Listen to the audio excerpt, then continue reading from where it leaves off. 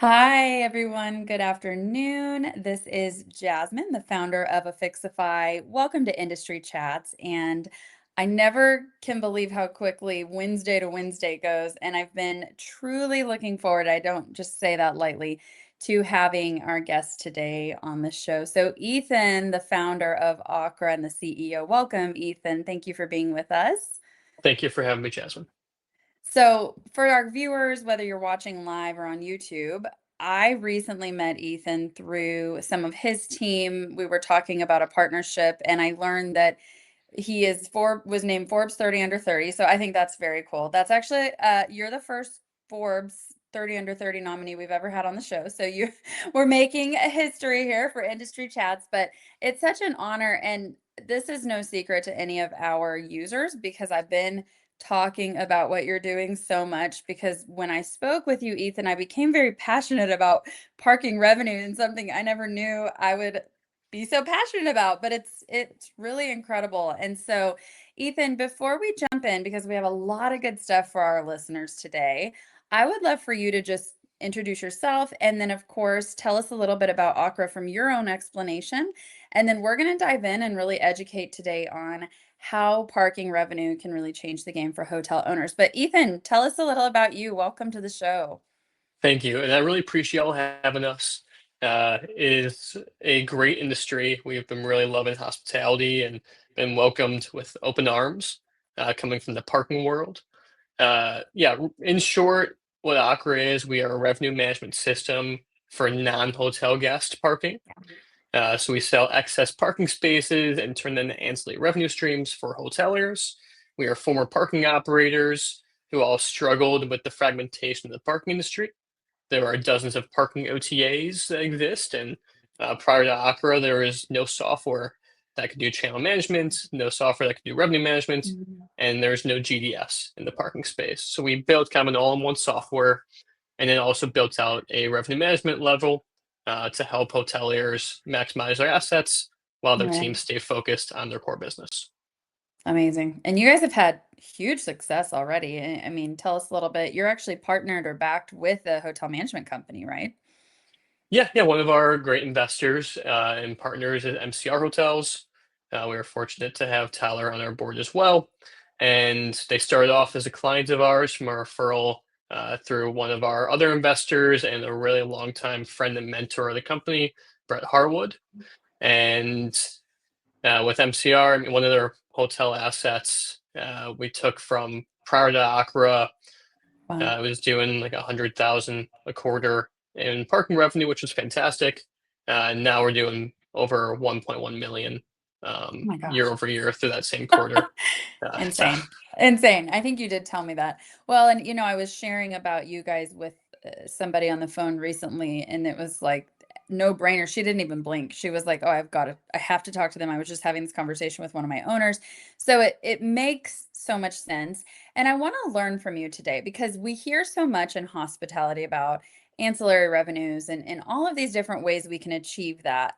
But what you guys are doing is I think it's a little bit unique because it's not something we're hearing about at every conference and every event we're going to, right? It's like we know all of the different things that come with on property amenities or on property additional ways to boost revenue, but you guys are really taking it kind of from a different approach. So just to really kick off, if I had never really heard of Okra, and I just wanted to know, like, what's like the punchline that I could get out of it? Like, how would you tell a hotelier or an owner like that they can find new revenue through parking, and how would you help solve that puzzle for them, if that makes sense? yeah, that's such a great question. So I find it easiest to give an example to help Yeah. them contextualize their property because parking, similar to hotel rooms, is a perishable asset.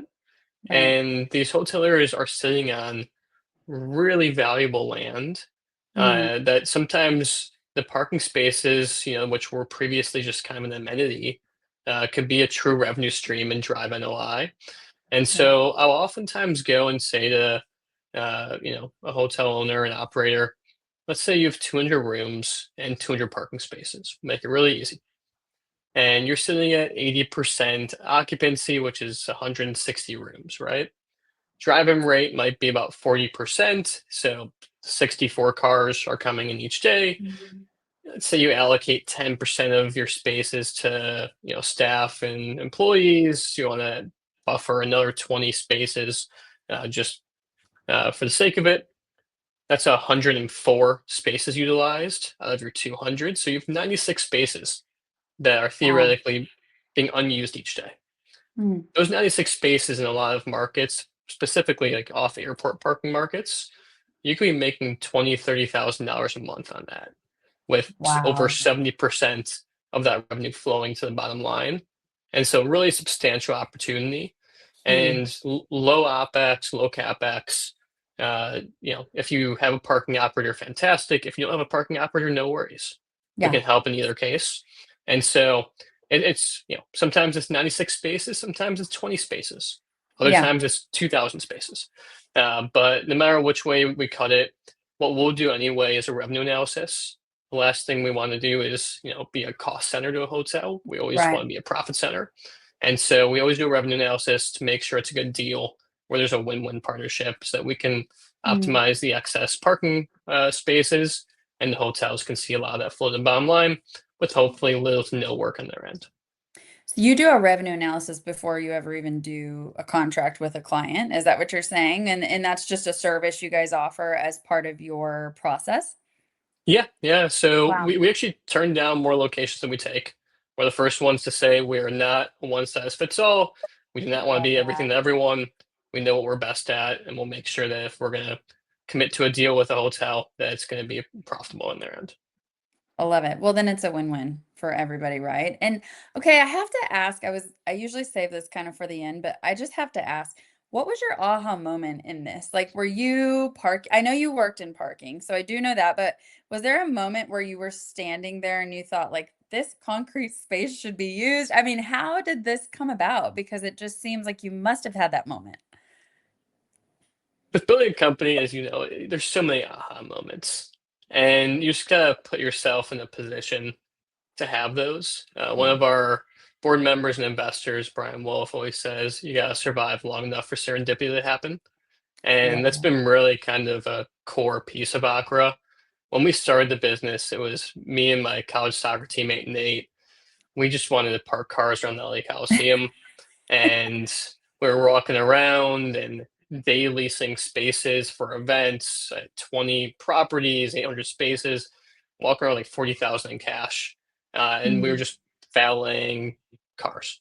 We built a little parking operation, and at that time, we thought the aha moment was that instead of using cardboard signs, as was previously done there, we were selling spaces online through the parking OTAs. But then an aha moment came to us at that point where we realized there was no way to manage those Yeah. OTAs. And if there's 25 spaces we're selling at one property, if we're using 10 channels, how do we make sure that we're maximizing those Yeah. spaces and not overselling? Which we oversold a ton because there was no software, and we just run to the property and say, "Hey, congratulations to you, Yeah. driver. We're gonna put you in this home over here, easy out parking." And I just slipped the homeowner like $50 in cash and say, "Can you just park 'em on your sidewalk, on your grass, Just whatever it takes?" something. Yeah. Yeah, and so Wow. and then COVID hit, killed our event parking Mhm. operation, but for the better, because we Right. built a bot on LinkedIn, reached out to about 3,000 folks in the parking industry. So, what problems do you have? What are your tech initiatives? How can we help? And we learned from the industry that this was a ubiquitous problem Yeah. of managing the fragmentation across all these parking OTAs. And so we pivoted the business to building that software. As we grew the business, we never knew that there was an opportunity for direct revenue management Yeah. until we started working with a lot of hotels directly that didn't have parking operators, or if they did, the operators were focused on valeting the cars. And there's a lot of upside potential to drive Right. through hands-on revenue management. And so that aha moment came working with a few hotel groups where we started offering what we call co-pilot. And that's when Yeah. we can really drive the upside and take a piece of it. And so tons of aha moments throughout. You got to fail enough times to learn. And Yeah. fortunately, the Aqua team has continued to persevere through everything and has found an extraordinary niche And the plan is just double, triple down on what works, make sure we stay focused and bring on the right people to continue executing. I love it. Well, I think it's so important because that, I always say I was just asked to participate in this like entrepreneur magazine and they asked me to say like what would what advice would you give? And I said like I think it's just staying in that naive excitement state of when you have that aha moment because as you know, you start to get into it and then you're like you hear all the statistics or you COVID hits, right? Like all of these things happen. And I think having that moment kind of ground you and remembering this is the excitement I felt then and I need to remember that before I knew everything I know now. So I do love to ask that question. And I'm sitting here thinking about data because a lot of our users at Affixify, they really are after, of course, profitability, but the data to help them make good decisions. And you mentioned like this revenue management side of parking. Many of us in hotels are used to revenue management for rooms. So there's got to be some form, of I'm sure there's a lot, but data set that you guys are using to help make pricing decisions and identify demand and opportunities. Tell me a little bit about that. That might not be a quick answer either, so maybe just the highlights, but what are those data points that you guys are really leveraging through, I'm assuming Copilot does this, and how is that making a difference for your users? Yeah, phenomenal question. So the way we got in this is we've built the software to essentially manage all the parking OTAs. And so by nature of that, we get all the reservation data in real time. We're able to push rates out to each of the channels, whether that's in parity or pricing by channel. And we can essentially manage the inventory so that way we can maximize the allocation of spaces across all channels. Okay. And so, with all that data, it allows us to do a lot of the true revenue management that hotels have been doing for hotel rooms for years. And we have a lot of machine learning built in that learns from humans that we put in the loop to work with hotels. That way, if there's an event going on and the hotel has to decrease spaces, no problem at all. We can decrease the space count through Opera's inventory distribution and the inventory pooling, Mhm. and we can notate that to know, okay, this convention's in town. That's why the hotel's decreased in space. So let's yield up the rates to counteract that. And so it really works hand in hand. We call it Copilot. Nothing to do with Microsoft. It's really a collaboration between Accra Right. and the hotel or the parking Sure. operator in that case. And so tons of opportunities. Hotels look at like RevPAR. We look at RevPAS, so revenue per available space, or RevCAR, revenue per car. Love it. And so a lot of similarities. We try and speak the language. A lot of our team comes from the hotel and or parking industries, and the goal is to really collaborate and make sure that we're speaking the language, that we're not creating this new lexicon for Mhm. hoteliers to have to learn. We'll just do what's been working in the hotel space, apply it to the nuances of parking, and share a collaborative and win-win opportunity. And well, I love that because that's key. And you mentioned, AI models, things like that. So I think that's phenomenal. That's really speaking to the current interest and need of our industry, as you know, because everybody's starting to ask about AI. And then I'm also curious just a little bit on the lift for a hotelier. So an example. I was at an RV park recently. My family likes to go camping, so that's like a little side note that no one really would I didn't grow up that way.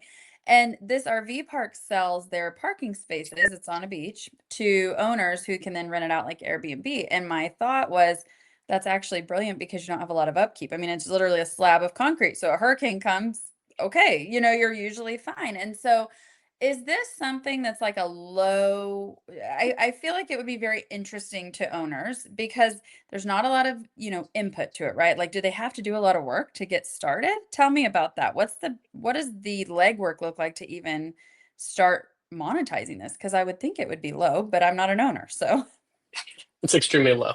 You're spot on. So ultimately, if you're an owner, what we'll do is we'll work with the hotel team, uh, whether it's the hotel GM, director of rooms, sometimes the janitor runs parking, is what we found, and or we'll work with the parking operator if there's a parking operator that works with that hotel specifically, and we'll get the onboarding information, which is really just kind of basic data to put into listings for the parking OTAs. We'll start monetizing and optimizing it ourselves. And then we like to set up a recurring cadence. Sometimes that's once a week for 15 minutes. Other times it's once a month. It's really hotel specific and what the needs are Mhm. for the asset. Again, we don't want to be a one size fits all. And so we Right, curate the needs for revenue management to the hotel itself. right. And we make sure that it's almost no lift for the hotel. If Mm, we're going to spend any time with them at all, we have to make sure that it's worth their energy and time. They have much more love it. important things to do than worrying about their non-guest parking. And so Yeah, we almost want to just disappear into the fabric of the hotel operation, just send them more money every single month, and everyone's happy. I love it. I mean, I think that's like the ideal partner, right? Like Yeah. it's you can't imagine a better partner. And this kind of to start somewhat closing out because these conversations go so fast. When we were doing pre-notes, someone, Sarah on your team, who's amazing, by the way, I've been like so blown away by your whole team. Thank She you. shared this stat. So I wanted to get your thoughts on it. So at the lodging conference, apparently I wasn't there, but they talked about that only 6% of a hotel's ancillary revenue stream actually flows to the bottom line. That seems low to me, but I don't know, right? So it sounds like for parking, you have a much higher margin like up in the 60, 70% plus range. So tell me about that. And if you can, I know it's a little bit on the fly, but like a real life example, you gave one earlier, but of how one of your clients has seen this type of success. Because going from 6% on average to 70%, I mean, that's life changing. So I'm curious on a real world example of that. And if you want to talk a little bit around that margin. Yeah, certainly. So, yeah, parking's a very high margin game. There's very low costs to running the parking side of it. And whether you have parking gates or not, we're agnostic and we're going to be vendor neutral. Aqua is like the Switzerland of parking. And so we work with everyone in the space and we'll recommend what's best for the assets. Love it. Ultimately, you should see 70+% margins on the Mm, non-guest parking. right. And that's counting the parking OTA commissions, that's factoring in any taxes and fees you have to pay out. If you're buying an airport, you might have shuttle fees as well, and then it also counts out our fees. And so there's a ton of opportunity to flow through your revenues to the bottom line, and that's the goal, is making sure that we can maximize NOI for these assets. That's also why a lot of the hotel owners love us. And yeah, I can give you examples for days. Ultimately, we work with great hoteliers like Starwood Capital Group, where Mm, one of my revenue managers sent me a note earlier that one of their assets year over year in September, RevPAS or RevCar was up about almost 39.5%. And wow. so at a time when Phenomenal. RevPAR for hotels is seeing some changes, RevPAS is a lot of opportunity for upside. We have another Wow. hotel down at DFW with an operator we work with, and we were able to yield rates up 66% over last weekend. And that's on hundreds Wow. of bookings where that's material upside that Wow. otherwise couldn't have been accomplished. And so examples like that, of course, I mentioned the MCR property before, where they went from doing over under 100K a quarter to now doing over 1.1 million a quarter. It's the Wow. same amount of spaces. It's really just the revenue management side, optimizing the assets. There's a lot of Mm, magic behind the scenes, what the Okra software can do, and yeah. what we've spent 7 years building. Mm, And uh, happy to send over any examples and make any referrals to yeah. any of our partners and clients that we work with. But we are very fortunate to have such a great team in place and be able to work with such great hoteliers that have helped us learn a ton as well Right. about what we can do in the space. And do you find that your hoteliers are actually aware that these types of things exist? Like, are they thinking, "Oh, I never thought of a way to monetize parking like that. I just thought of my guests or my employees." Because I heard that recently, right? Like, we'll just charge employees for parking and then they're like, "No, there's got to be a better way." Do you find that you're doing a lot of educating or do your hotels understand this could be an opportunity, they just haven't done it yet? It's a really good question. I would say the majority of hotel owners and operators I speak with know that there's some opportunity with parking, but don't know how to quantify that opportunity yet. And there have been tremendous companies in the space. I'm doing parking for hotels for years that have Right. helped transition to education, and we're really fortunate to kind of be able to stand on the shoulders of giants from the space that have done that. But the opportunity with non-guest parking is something Yeah. that is very niche, and we find a lot of times that we have to educate what the opportunities are, and that, hey, this is a really high margin, low cost setup. And so, it takes 2 to 3 weeks to take a location from sign to live. And Right. then the revenue build So process is very fast. And so ultimately, there's still a lot of greenfield in the industry. I find a lot of hotels that don't know the value of the land they're sitting on from the parking side, or if they do, they just don't have the team in place to accomplish yeah. it because they have more important priorities. And parking for non-guests might be priority 99 on the list. So that's where we Right. come in, and it's our responsibility to help educate and ensure that they have such a great process. And that's why we Yeah. see a lot of expansion with hotel groups that we work with too, because they see the fast results and the great results, and they're excited to grow with us.